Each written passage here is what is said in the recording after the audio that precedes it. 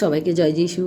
আমাদের মহান প্রেমময় পিতা প্রভু যীশু খ্রিস্টের নামে আমি সবাইকে স্বাগত জানাই। আসুন আমরা ঈশ্বরকে ধন্যবাদ করি এবং আজকে বাক্যপাঠের মধ্য দিয়ে আমরা নিজেদেরকে এক প্রশ্ন করব, যা প্রভু যীশু একদিন পিতরকে জিজ্ঞাসা করেছিলেন।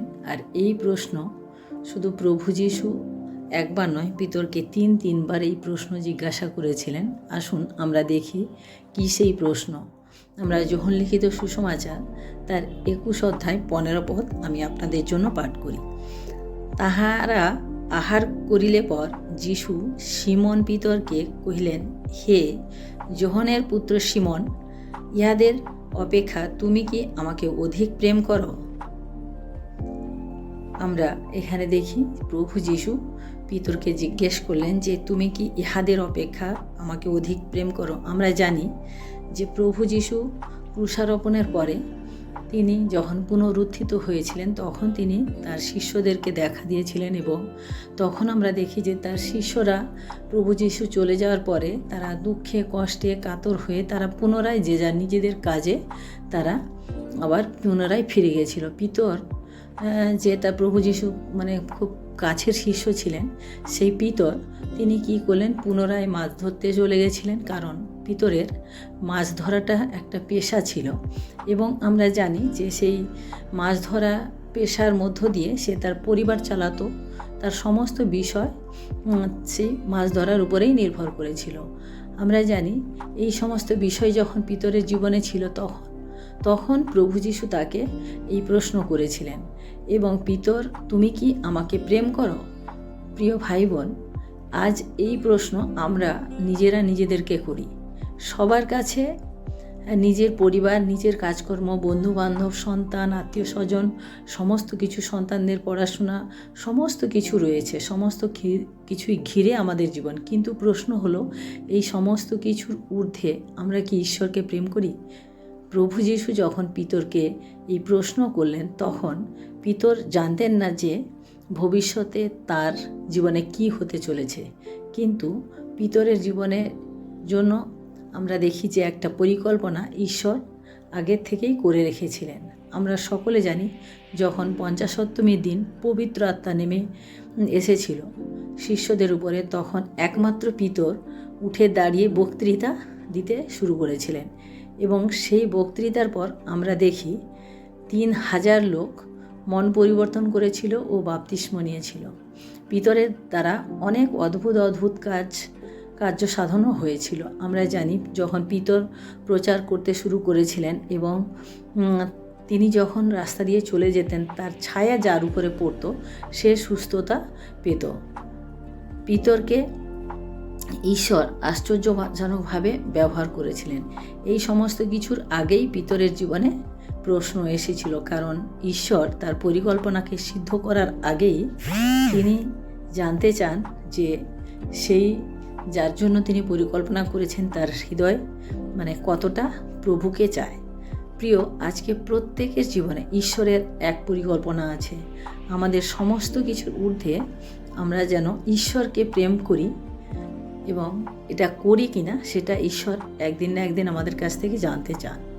এই বিষয় সম্পর্কিত প্রভু যীশুর কাছে একদিন এক প্রশ্ন এসেছিল না? আমরা জানি যে মথিলিখিত সুসমাচার আমরা 22 অধ্যায় যখন 37 পদ পাঠ করি, এখানে আমরা দেখি যে এখানে বলে, তিনি তাহাকে কহিলেন তোমার সমস্ত। আমরা জানি এখানে একজন ব্যবস্থাবেত্তা পরীক্ষাভাবে প্রভু যীশুকে জিজ্ঞাসা করেছিলেন। আমরা যদি তার আগের 35-36 পদ পাঠ করি তখন আমাদের এটা বুঝতে পারবো যে একজন ব্যবস্থাবেত্তা তিনি পরীক্ষাভাবে যীশুকে জিজ্ঞাসা করেছিলেন যে সবথেকে মহৎ আজ্ঞা কোনটি, এবং প্রভু যীশু তখন উত্তর দিয়েছিলেন এটাই, যে তোমার সমস্ত অন্তঃকরণ, তোমার সমস্ত প্রাণ ও তোমার সমস্ত মন দিয়া তোমার ঈশ্বর প্রভুকে প্রেম করিবে, এটি মহৎ ও প্রথম আজ্ঞা। আমরা দেখি যে এই ব্যবস্থাপকটা প্রভু যীশুকে উত্তর জিজ্ঞাসা করেছিল। আমাদের প্রত্যেকের জীবনে এটাই মুখ্য হওয়া উচিত, কারণ আমরা যেন আমাদের ঈশ্বরকে সবচেয়ে বেশি প্রেম করি এবং সবচেয়ে প্রথম স্থান আমাদের হৃদয়ে প্রভুকে আমরা দিই। প্রথমে আমি বলছি যে আমাদের প্রত্যেকের পরিবার আছে। আমি আগেই বলেছি যে আমাদের প্রত্যেকের পরিবার রয়েছে, প্রত্যেকের কাজকর্ম রয়েছে, প্রত্যেকের সন্তান সন্ততি রয়েছে, আমাদের প্রত্যেকের সমস্ত বিষয় আমাদের রয়েছে। কিন্তু এই সমস্ত কিছুর ঊর্ধ্বে কি আমরা আমাদের প্রভুকে প্রেম করি? মানে এগুলোকে আমরা কিভাবে দেখি? মানে এই সমস্ত বিষয় এবং আমাদের প্রভু আমরা কিভাবে দেখি?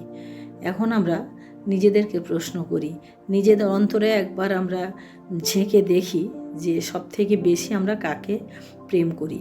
আমরা প্রভুকে বলি, হ্যাঁ প্রভু, আমি তোমাকে সবচেয়ে বেশি ভালোবাসি। কিন্তু যখন নিজেদের আমরা পরীক্ষা করে দেখি তখন আমরা বুঝতে পারি যে সত্যিকারে আমরা কাকে বেশি ভালোবাসি।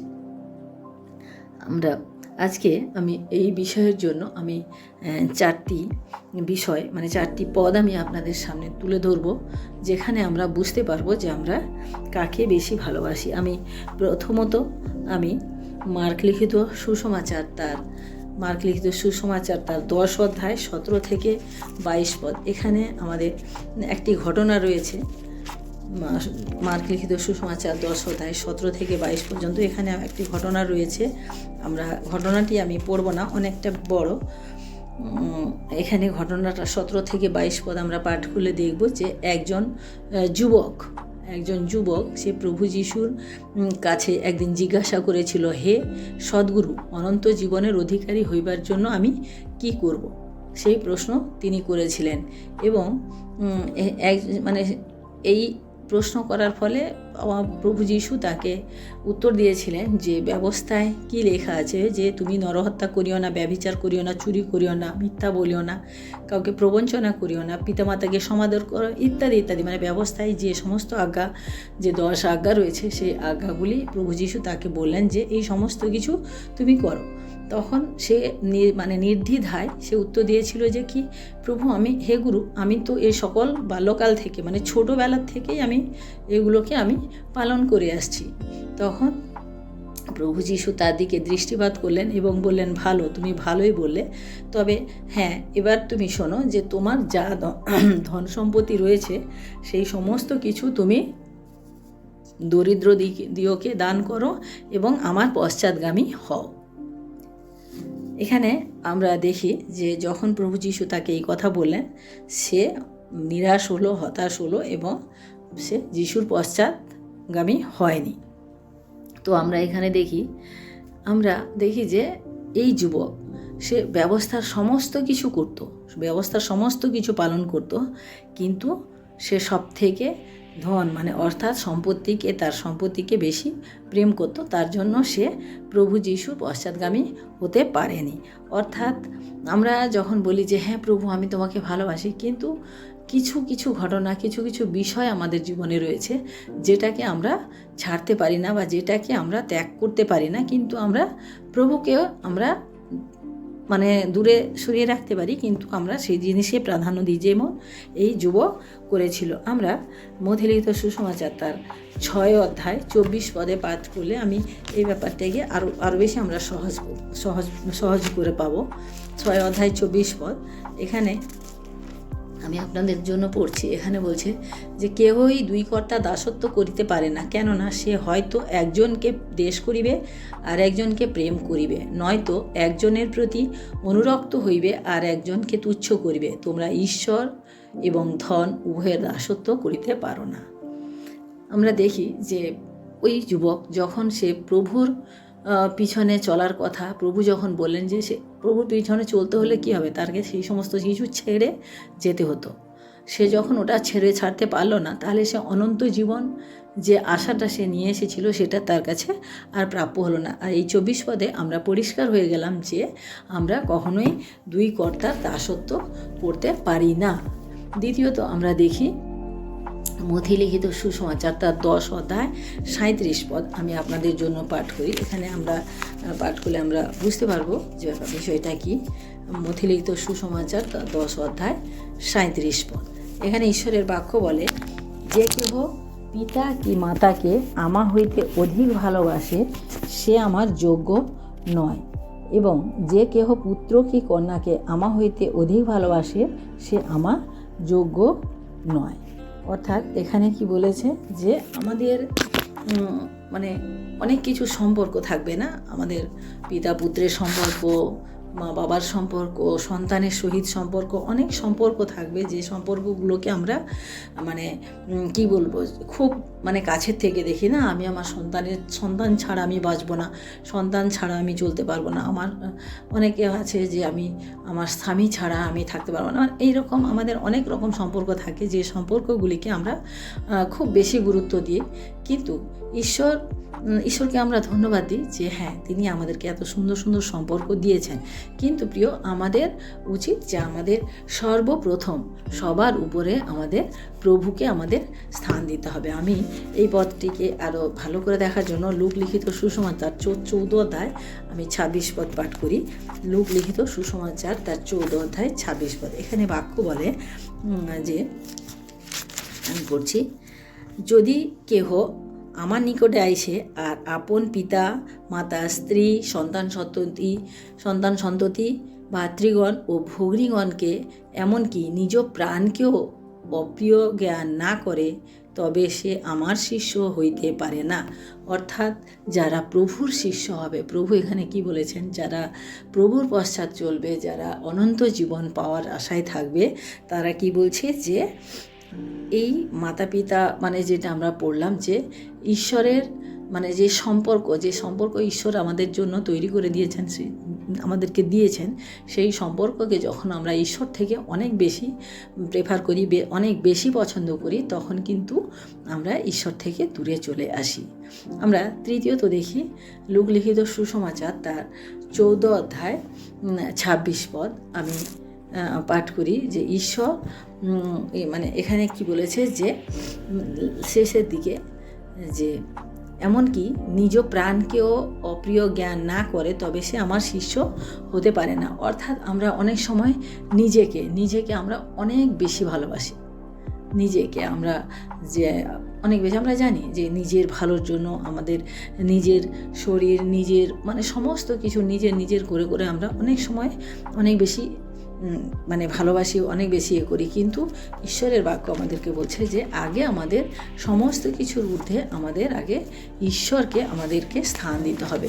কারণ ঈশ্বর যেটা আমাদের কাছ থেকে চান যে আমাদের সমস্ত অন্তঃকরণ, আমরা যে আজ্ঞাতে পড়লাম যে সমস্ত অন্তঃকরণ, সমস্ত মন, সমস্ত প্রাণ দিয়ে আমাদের ঈশ্বরকে আগে আমাদেরকে প্রেম করতে হবে। যেটা পিতরকে তিনি জিজ্ঞাসা করেছিলেন যে তুমি কি আমাকে প্রেম করো। অর্থাৎ আমাদের প্রেমটা সেরকমই হওয়া উচিত যে আমাদের সমস্ত বিষয়, চতুর্দিকে যা কিছু রয়েছে সমস্ত বিষয়ের উপরে ঊর্ধ্বে আমরা ঈশ্বরকে প্রেম করি কিনা সেটা আমরা মথিলিখিত সুসমাচার তার 16 অধ্যায় 24 এবং 25 পদ আমি আপনাদের জন্য পাঠ করি। মথিলিখিত সুসমাচার তার 16 অধ্যায় 24 এবং 25 পদ আমি পাঠ করছি। এখানে ঈশ্বরের বাক্য বলে, তখন যীশু আপন শিষ্যদিগকে কহিলেন, কেহ যদি আমার পশ্চাৎ আসিতে ইচ্ছা করে তবে সে আপনাকে অস্বীকার করুক, আপন ক্রুশ তুলিয়া লুক এবং আমার পশ্চাৎগামী হোক। কেননা যে কেহ আপন প্রাণ রক্ষা করিতে ইচ্ছা করে সে তাহা হারাইবে, এবং যে কেহ আমার নিমিত্তে আপন প্রাণ হারায় সে তাহা পাইবে। অর্থাৎ আমরা নিজেদেরকে অস্বীকার করার কথা বলা হয়েছে। অর্থাৎ আমাদের জীবনে যখন অনেক কি বলবো তাড়না আসে আমাদের খ্রিস্টীয় জীবনে অনেক বেশি তাড়না আসে না, আমাদের কি বলবো সমাজ, আমাদের পরিবেশ, আমাদের সমস্ত কিছু আমাদেরকে একটা তাড়নার মধ্যে, আমাদেরকে যাতনার মধ্যে দিয়ে আমাদেরকে চলতে হয়। সেই সময় আমরা যদি মনে করি যে না দূর এত লোক ডিস্টার্ব করছে, এত এগোচ্ছে, না ছেড়ে দিই প্রভুকে। কিন্তু প্রভুকে আমরা জানি যে তাহলে আমরা ঈশ্বরের যে অনন্ত জীবন বা যে জীবনের জন্য আমরা আকাঙ্ক্ষিত সেই জীবন কিন্তু আমরা পাবো না। আমরা যখন আমরা যদি ঈশ্বরের জন্য, প্রভুর জন্য আমাদেরকে যদি মরতে হয় তাও আমরা যেন মরতে পারি, এই ধরনের মানসিকতা রেখে আমাদেরকে চলতে হবে। পৌল কি বলেছিলেন? পৌল বলছিলেন যে আমি খ্রিস্টের সহিত ক্রুশরোপিত হয়েছি, এখন আমি নই, কিন্তু আমার মধ্য দিয়ে খ্রিস্ট মানে আমার মধ্য দিয়ে প্রকাশিত হয়েছেন। অর্থাৎ সে তার নিজের জীবনকে তুচ্ছ জ্ঞান করেছে, যে তার জীবনে প্রভুকে সর্বাপেক্ষা গুরুত্ব দিয়েছে। আমরা শেষ পদ যেটা দেখি সেটা হচ্ছে প্রথম যোহন 2 অধ্যায় তার 15 পদ। এখানে আমরা দেখি প্রথম যোহন 2 অধ্যায় 15 পদ। এখানে ঈশ্বরের বাক্য বলে, তোমরা জগৎকে প্রেম করিও না, জগৎস্থ বিষয় সকল প্রেম করিও না। কেহ যদি জগৎকে প্রেম করে তবে পিতার প্রেম তাহার অন্তরে নাই। অর্থাৎ এখানে বলছে আমরা ঈশ্বরকে প্রেম করি না সংসারের বস্তুকে প্রেম করি বা সংসারকে প্রেম করি। অনেক সময় আমাদের গাড়ি বাড়ি, আমাদের সম্পত্তি, আমাদের বিশেষ করে এখন বর্তমান যুগে যেটা হচ্ছে মোবাইল, না মোবাইলকে আমরা অনেক বেশি প্রেম করি এবং মোবাইলকে আমরা সবসময় বেশি মানে কি বলবো সবসময় আগলে রাখতে চাই। প্রিয়, আমাদের জীবনে সবথেকে ক্ষতিকারক হচ্ছে এখন মোবাইল, কারণ মোবাইল আমাদের সমস্ত সম্পর্ক, সমস্ত সময় মোবাইল আজকে নিয়ে নিচ্ছে। তাই আমাদের জগতের যে বিষয় যত লোভনীয় হোক না কেন, যত মানে আকর্ষণীয় হোক না কেন, আমাদের সেই সমস্তকে ত্যাগ করতে হবে। কারণ প্রভুর পথে চলতে হলে আমাদের প্রভুকেই একমাত্র আমাদের জীবনের উদ্দেশ্য এবং আমাদের প্রভুকেই আমাদের জীবনের লক্ষ্য হিসাবে আমাদেরকে দেখতে হবে। তাই আমরা প্রথমে যে প্রশ্ন করে নিজেদেরকে করেছিলাম, বা প্রভু যিশু যে পিতরকে করেছিলেন যে পিতর তুমি কি আমাকে প্রেম করো, আজকে আমরা এই বাক্য শোনার পরে আমরা কি উত্তর দিতে পারবো, বা আমাদের জীবনে কি প্রশ্ন, এই প্রশ্নের উত্তর আমরা কিভাবে আনতে পেরেছি তা আমরা একবার দেখব। আমরা প্রিয় ভাই বোনেরা, আমি আপনাদেরকে বলবো যে আমাদের সমস্ত কিছু এই জগতে যা কিছু রয়েছে সমস্ত কিছুই কিন্তু সেই উপদেশকে যদি আমরা পড়ি যে সমস্ত কিছু অসারের অসার। এই অসার বস্তুর পিছনে, অসার জিনিসের পিছনে আমাদের ছুটে লাভ নেই। আমাদের একমাত্র প্রভু, যিনি আমাদেরকে সেই অনন্ত জীবনে আমাদেরকে নিয়ে যেতে পারেন, যিনি আমাদেরকে সেই অনন্ত জীবনে প্রবেশ করাতে পারেন, সেই প্রভুকে আজকে আমরা যাচনা করি। আসুন আমি আপনাদের জন্য ছোট্ট করে প্রার্থনা করে শেষ করি। হালেলুয়া। পবিত্র পবিত্র সর্বশক্তিমান প্রভু, তোমার মহানামে ধন্যবাদ করি প্রভু গো। আজকের এই সুন্দর বাক্যের মধ্য দিয়ে প্রভু তুমি আমাদেরকে আশীর্বাদ করেছ এবং সমস্ত প্রিয় ভাই বোনকেও তুমি আশীর্বাদ করলে প্রভু। তোমার মহিমা গৌরব প্রশংসা হোক প্রভু। আজকে দিনের ভার তুমি নাও, সমস্ত মহিমা তোমার হস্তে রেখে প্রভু এ বিনতি প্রার্থনা করি আমাদের মুক্তিদাতা ত্রাণকর্তা প্রভু যীশু খ্রিস্ট তোমারই নামে, আমেন। সবাইকে জয় যীশু। সবাই ভালো থাকবেন, সুস্থ থাকবেন, আমার সাথে থাকুন। আমার চ্যানেলটিকে লাইক করুন, শেয়ার করুন, সাবস্ক্রাইব করুন। জয় যীশু।